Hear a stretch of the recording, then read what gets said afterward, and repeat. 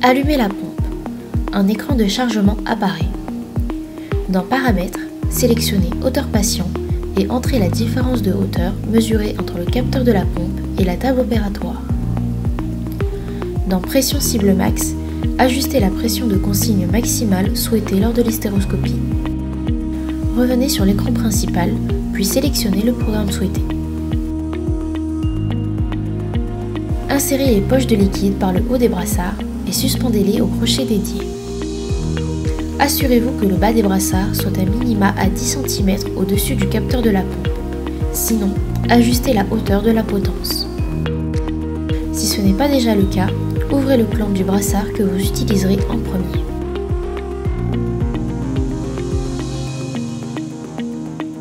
Vissez la tubulure d'aspiration vide à l'entrée d'air de la pompe et à la valve ventée située à l'arrière du container.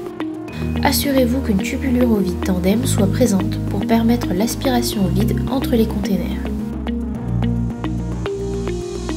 Installez les poches dans les containers. Le couvercle doit être correctement positionné pour assurer l'aspiration vide dans la poche. Placez ensuite la tubulure d'aspiration tandem entre les couvercles. Ouvrez la poche stérile et récupérez la tubulure avec une main stérile. Retirez les capuchons de protection, puis connectez la tubulure au robinet d'irrigation de l'instrument. Tendez la tubulure à la main non stérile. Retirez la protection verte en appuyant sur les languettes du dôme. Maintenez la pression afin de positionner le dôme sur le capteur de pression. Verrouillez la position du dôme en le faisant pivoter par la tubulure. Placez la tubulure dans son support. Veillez à fermer les clampes et percutez les poches de liquide.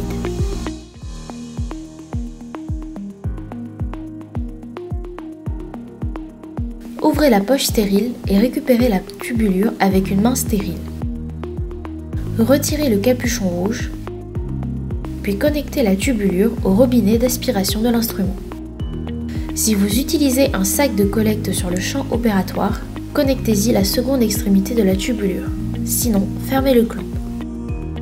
Tendez la tubulure à la main non stérile et connectez-la au container.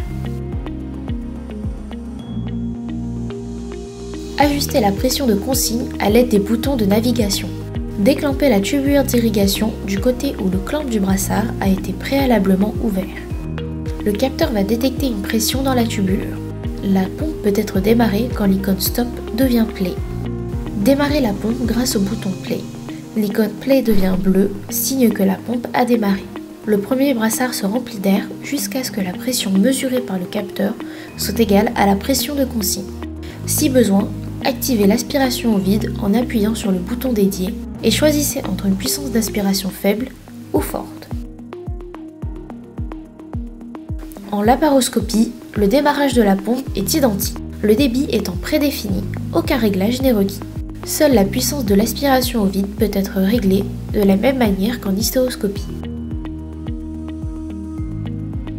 Lorsque la première poche est vide, ouvrez le clamp du second brassard et celui de la tubulure associée.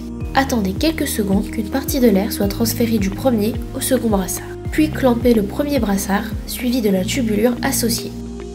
Retirez le percuteur de la poche de liquide vide et dévissez le brassard de l'adaptateur Y.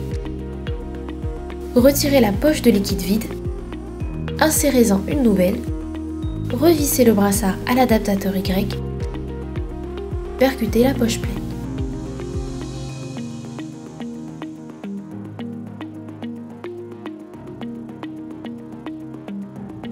Une fois la chirurgie terminée, appuyez à nouveau sur le bouton Play pour stopper la pompe.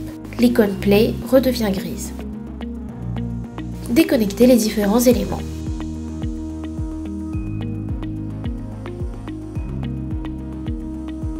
Pour finir, jetez les éléments à usage unique.